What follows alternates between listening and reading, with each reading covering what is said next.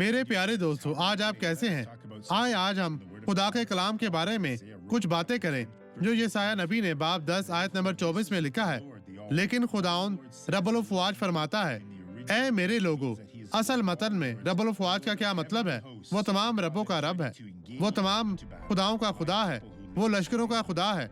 एक ऐसा खुदा जो जंग में हिस्सा लेने के लिए तैयार है, जो सयोन में बसते हुए असूर से ना डरे, आशोरियों से मत डरे। इस वक्त की सबसे बड़ी सल्तनत, अगर चाहे वो तुमको लट से मारे और मिस्र की तरह तुम पर अपना असा उठाए, यानी आपको कुछ करने की जरूरत नहीं है। दुश्मन आपके खिलाफ आ सकता है, जैसे कि हुआ इससे पहले जब असूर का बादशाह इनके खिलाफ आया और वो जंग हार गए। मैं आपके लिए दुआ करने वापस आऊंगा। अब ये गवाही देखिए। मैं ऐसा नहीं कर सकता था। आप अपना बाजू नहीं उठा सके। नहीं, अब अपना बाजू उठाएं। नहीं, नहीं, आप पहले ऐसा नहीं कर सकते नहीं, थे। नहीं। तो आज खुदा ने आपको शिफा दी। आप पहले क्या नहीं कर सकते थे? मैंने अपनी टांगों में दर्द महसूस किया। देखिए, खुदा ने आपको बरकत दी है। जी हाँ, जी हाँ। तो आपने आज शिफा की दुआ मांगी और खुदा ने आपको हाँ, बाजू और पाँव से शिफा दी। आपके करीब आने वाला आपकी मदद करेगा। ठीक है, चलते जाएं, चलते जाएं।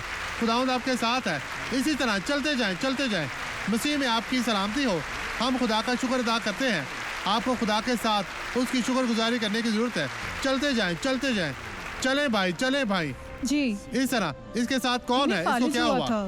आप ये इस तरह नहीं चल सकते थे, सिर्फ जी सहारे हाँ। के साथ। तो ठीक है, इसके लिए हाँ, रास्ता बहुत बनाए। ज्यादा। अब आप खुश हैं? इस तरह चलते हुए वापस आए, वापस आए, वापस आए, वापस आए। ईमान के साथ खुदावंद आपके साथ है। चलते हुए वापस आए। मसीह में आपकी सलामती हो। हम तेरे शुक्रगुजार हैं खुदावंद, तेरे आ जाने के लिए, इस सारी बरकत के लिए। अब हम दुआ करेंगे भाइयों। बाप, मैं तेरी हजूरी में यस्सु के नाम में आया हूँ। मैं इन तमाम लोगों को बरकत देता हूँ।